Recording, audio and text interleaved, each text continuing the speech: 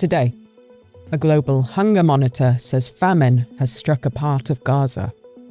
Putin's demands for Ukraine as Russia's economy creaks under the strain of war. And how Fed Chair Jerome Powell's speech will walk a tightrope at Jackson Hole. It's Friday, August 22nd. This is Reuters World News, bringing you everything you need to know from the front lines in 10 minutes, 7 days a week. I'm Tara Oakes in Liverpool.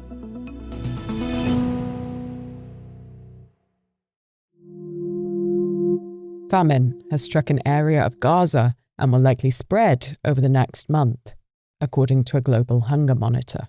The Integrated Food Security Phase Classification System says nearly a quarter of Palestinians in Gaza are experiencing famine, and that's due to rise to over 600,000 by the end of September. The assessment will escalate pressure on Israel to allow more humanitarian aid into the war-torn Palestinian enclave. In response to the report, Israel's foreign ministry says there is no famine in Gaza. Now to a Reuters exclusive revealing Russian President Vladimir Putin's demands to Ukraine. Sources close to the Kremlin say that Putin is calling for Kyiv to give up the Donbass, drop its NATO ambitions, and keep Western troops from its soil. The Russian president reportedly pitched a deal to US President Donald Trump during their Alaska summit, offering to freeze front lines elsewhere.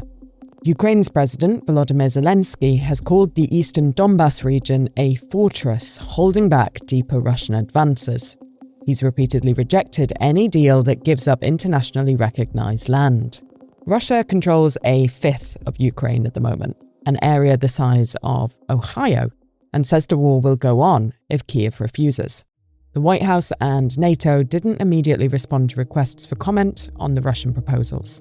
And while Putin demands Western troops be kept off Ukrainian soil, military chiefs from the US and Europe have presented security guarantee options for Ukraine to their national security advisors. That follows President Trump's pledge to help protect the country under any deal to end Russia's war.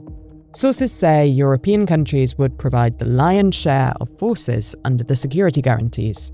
Trump has ruled out deploying US troops, but left open the possibility of US air support. The Russian sources say that Putin has compromised on some of his earlier territorial demands, which had required Kyiv to cede the entirety of the 4 provinces Moscow claims as part of Russia.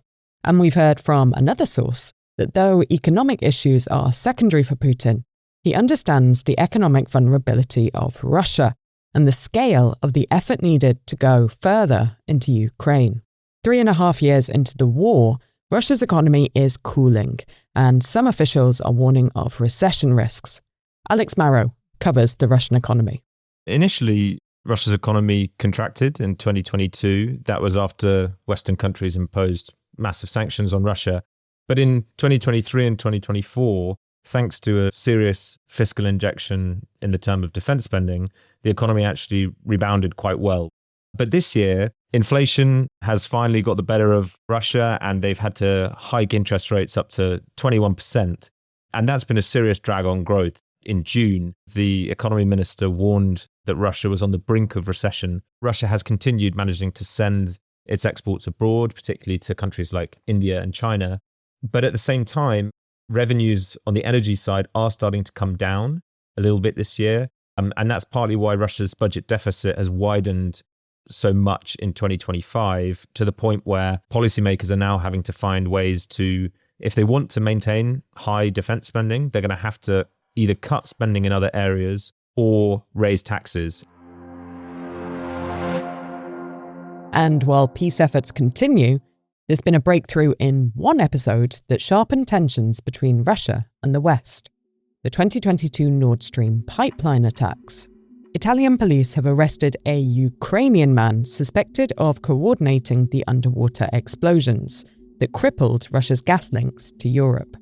No one has taken responsibility for the blasts, and Ukraine has denied any role. Fed Chair Jerome Powell is set to deliver what's likely to be his last address of the annual Jackson Hole Economic Policy Symposium.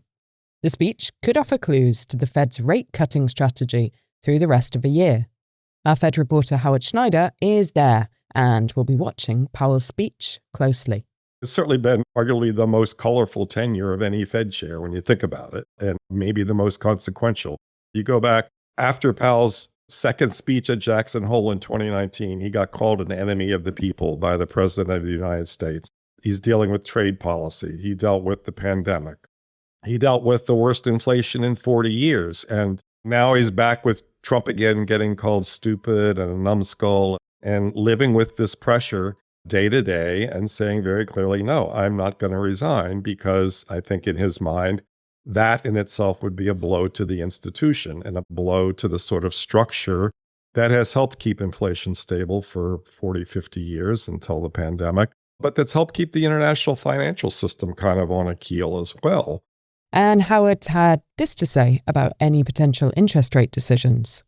There's a debate on the Federal Open Market Committee now among sitting policymakers about whether or not they continue to anchor their decisions because they're so uncertain about what the tariffs are going to mean for inflation, what the change in labor force growth because of tighter immigration rules is going to mean for wages and inflation, what the tax cuts might mean, how it all adds up. And it's just kind of like, all right, we need to hold the line and be dead certain we're going to get back to 2% before we do anything.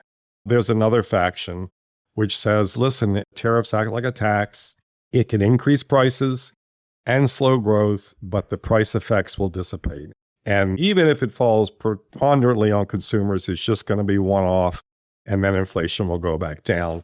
We can count on that happening end of this year, early next year. So forget about the tariffs. There's not going to be inflation. We got to protect the job market. We need to move now. President Trump is claiming total victory after a New York appeals court has thrown out his $500 million civil fraud penalty. The 5-judge panel found problems with how the trial judge handled the case while keeping the underlying fraud finding intact. New York Attorney General Letitia James says she'll appeal. Erik Menendez has been denied parole after 35 years of a life sentence for the shooting of his parents in their Beverly Hills home. At a 10-hour hearing, Menendez argued he's rehabilitated and setting him free would help heal his family. But California parole officers say he still poses an unreasonable risk to public safety. His brother Lyle faces his own parole hearing next. Erik can reapply in 3 years.